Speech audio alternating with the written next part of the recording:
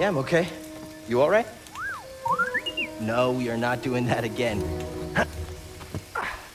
If you've ever wanted to play a game that was a cross between Star Wars, Dark Souls, Uncharted, and Tomb Raider, then Star Wars Jedi Fallen Order is the game for you. One of the more challenging elements of Star Wars games to properly capture is the lightsaber combat. Oftentimes, lightsabers make you feel way too powerful in these games, and it results in boring gameplay. Fallen Order is very similar to Dark Souls, with combat built around light attacks, heavy attacks, blocking, parrying, and dodging. A perfect match for lightsabers. While some enemies can be killed in one or two swings of your lightsaber, there are plenty of enemies armed with equipment that allow for engaging combat scenarios. While creatures are pretty straightforward, the variety of stormtroopers presents you with a number of different ways to dispatch of the enemies in your path. You can deflect blaster bolts, perform different lightsaber combos, and even mix in force abilities. The game's combat system is amazing.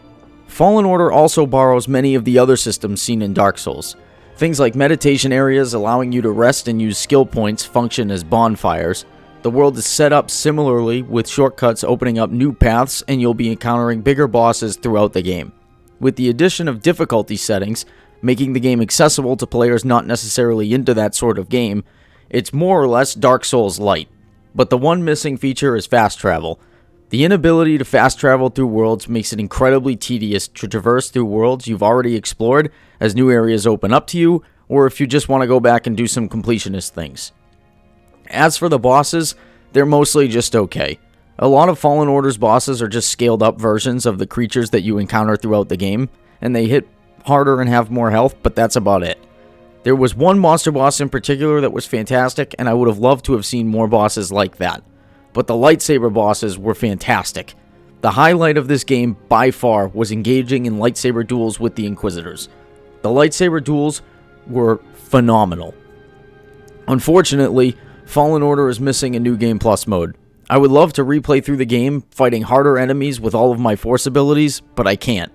I would love to see New Game Plus added in an update or a sequel, because I think it's the one glaringly absent feature from the game. Fallen Order does feature some customization options, but it wasn't particularly great. Lightsaber customization was amazing, allowing for you to change all the different components of your lightsaber, including its color, and truly making it your own. BD-1, the droid that partners with you, and your ship have solid customization options, but Cal's options were limited to a few outfit recolors and a bunch of boring ponchos. I wish Cal would have had more variety in customization because I'm a big fan of messing around with fashion in games, but that's more of a nitpick than anything else.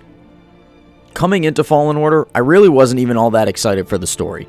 A Jedi surviving the Purge is not exactly an untapped storyline in Star Wars, and we've seen it addressed in almost every medium at this point in the new canon.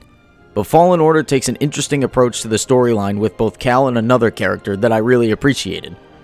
One of the best decisions made in Fallen Order's story was to keep the crew nice and small. A small crew really allows for you to invest in those characters' stories and creates for a much more intimate story. Character dynamics are a lifeblood for Star Wars, and Fallen Order did a great job with it. And I'm not saying that BD-1 is the best droid in all of Star Wars, but BD-1 is kind of the best droid in all of Star Wars.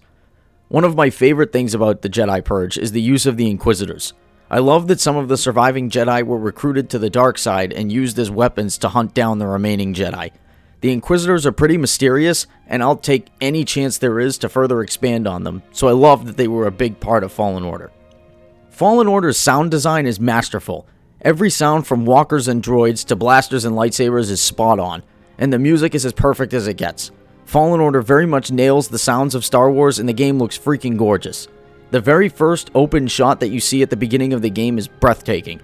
Every planet and environment that you encounter throughout the game just feels like Star Wars.